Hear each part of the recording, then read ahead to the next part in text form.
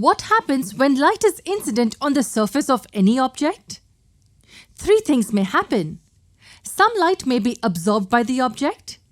It just goes inside the surface and never comes out of it. Some light may get reflected from the surface. You can think of reflection as similar to the tennis ball bouncing off the surface. The light also reflects off the surface of an object just like the bouncing ball. The third case is when some light may get transmitted through the surface and leave from somewhere else. Can you give me an example of the surface which transmits most of the light? The glass of the window transmits most of the light incident on it. This is why we are able to see the things on the other side of the glass. Other example that you can think of is water in a container. But what is it that determines how much light will be absorbed, transmitted, and reflected by the surface? There are many things which do that. First is the object itself, or more precisely, the material it's made up of.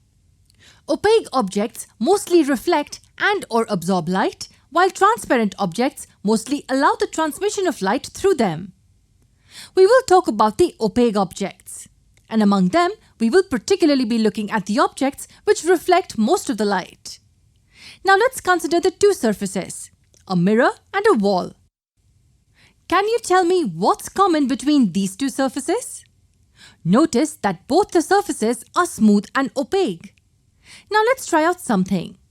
If we keep any object in front of the mirror, we see that its image is formed in the mirror. But if we keep this object in front of the wall, what do we see? Well, we see nothing except its shadow maybe. Why is the image not formed on the wall like that in a mirror? This is because the surface of the wall is not as smooth as it appears to be at the first glance. The surface of a mirror, on the other hand, is like an extra smooth or polished surface. So when parallel light rays are incident on it, they all get reflected in such a way that reflected rays also travel parallel to each other.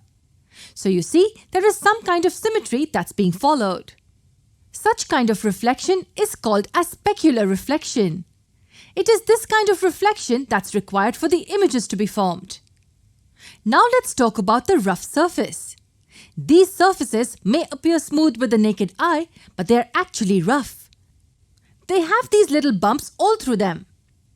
And when parallel light falls on their surface, they get reflected in various directions. The rays are not parallel. This kind of reflection is called diffuse reflection. And because of this random reflection of light, images are not formed by the wall. What are the smooth and shiny surfaces can you think of where images can be formed? What about the surface of a spoon? Yes, both the curved surfaces of a spoon act like mirrors and the images are formed. In the next video, we will look at some properties of plane mirror images.